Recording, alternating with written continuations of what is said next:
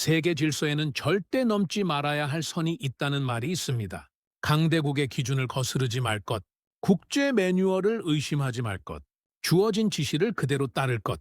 이 선을 넘은 나라들은 예외 없이 대가를 치렀고 대부분 역사 속에서 사라졌습니다.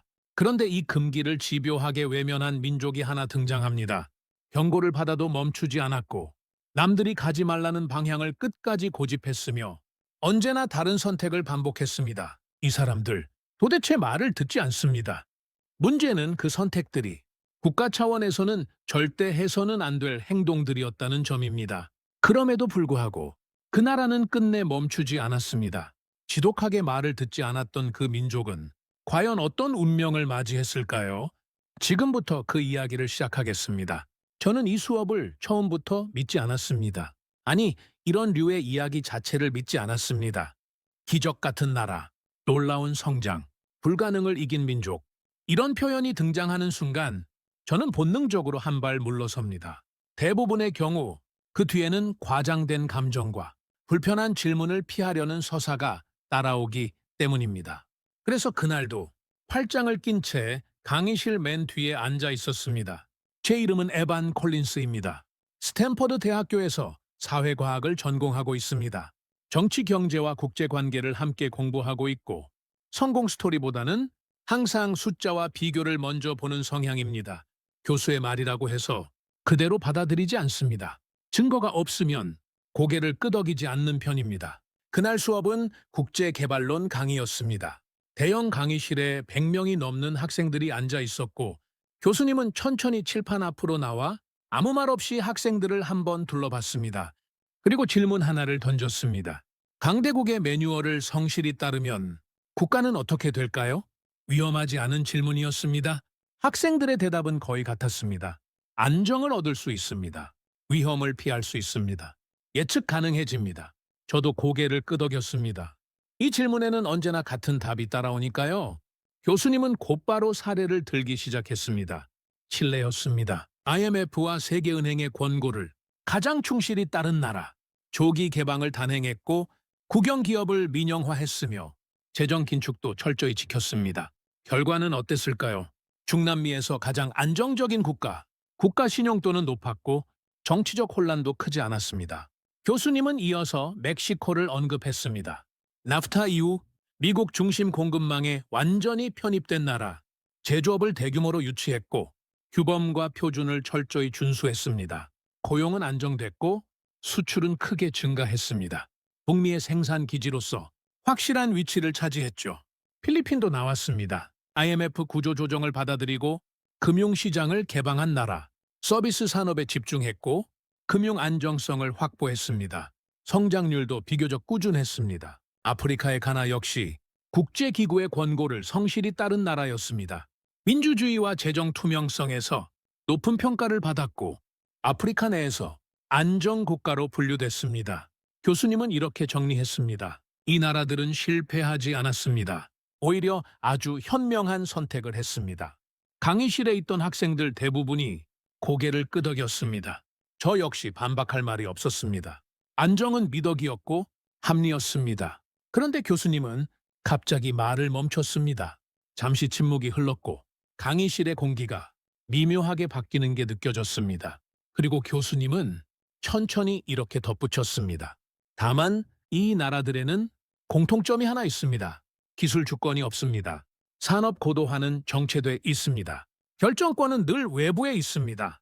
이들은 세계 경제 안에 있습니다. 하지만 세계 경제의 방향을 정하지는 않습니다. 이상하게도 그 말이 계속 귀에 남았습니다. 칭찬처럼 들렸지만 불편했습니다. 안정이라는 말이 반복될수록 묘하게 답답해졌습니다. 성공한 나라들 이야기인데 다음 장이 없는 느낌이었습니다. 그때 교수님은 두 번째 질문을 던졌습니다. 그렇다면 이 매뉴얼을 따르지 않으면 어떻게 될까요? 이번에도 학생들의 대답은 비슷했습니다. 제재를 받습니다. 외교적으로 고립됩니다. 경제가 무너질 수 있습니다. 대부분 실패합니다. 저는 속으로 생각했습니다. 이 질문에는 이미 답이 정해져 있다고요. 설명서 없이 가구를 조립하면 나사가 남고 구조가 불안정해지는 것처럼 국가도 다르지 않다고 믿었습니다. 표준을 지키면 안전하고 임의로 수정하면 사고가 난다. 우리는 그렇게 배워왔습니다. 교수님은 다른 사례들을 꺼냈습니다. 아르헨티나 IMF 권고를 이탈하고 독자적인 통화 정책을 고집한 나라, 재정을 팽창시켰고 결과는 반복되는 디폴트와 통제 불가능한 인플레이션이었습니다. 베네수엘라, 시장 질서를 무시하고 국가 통제를 강화한 끝에 산업이 붕괴됐고 인도적 위기까지 이어졌습니다. 소련도 언급됐습니다. 실패를 보고하는 것이 금지된 구조, 현장 판단은 억압됐고 계획 수정은 허용되지 않았습니다. 결국 체제 자체가 스스로를 고치지 못한 채 붕괴됐습니다. 교수님은 이렇게 말했습니다. 대부분의 국가는 말을 안 들으면 정말로 망했습니다. 여기까지는 저도 완전히 동의했습니다. 그때 앞줄에 앉아있던 한 학생이 손을 들었습니다. 교수님, 그럼 결론은 간단한 거 아닌가요? 말을 안 들으면 국가는 위험해진다는 거잖아요. 강의실에 작은 웃음이 흘렀습니다. 동의의 웃음이었습니다. 저도 고개를 끄덕였습니다. 그리고 저 역시 손을 들었습니다. 교수님, 이 사례들을 보면 공통점이 분명합니다. 말을 안 들었고 그래서 망했습니다. 이건 거의 법칙 아닌가요? 여러 학생들이 저를 바라봤습니다. 나만 그렇게 생각한 게 아니라는 확신이 들었습니다. 교수님은 바로 답하지 않았습니다. 대신 천천히 칠판으로 걸어가 단 하나의 단어를 적었습니다. 대한. 그리고 돌아서 말했습니다. 이 나라들의 공통점은 말을 안 들은 게 아닙니다. 강의실이 웅성거렸습니다. 대안을 준비하지 않은 채 질서를 거부했다는 점입니다. 질문의 기준이 완전히 바뀌는 순간이었습니다. 교수님은 이어서 설명했습니다. 실패한 국가들에는 공통된 패턴이 있습니다. 독립선언은 빠릅니다.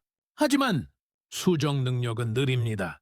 실패의 책임은 항상 외부로 돌립니다. 교수님은 이렇게 정리했습니다. 이건 용기의 문제가 아닙니다. 감당 능력의 문제입니다.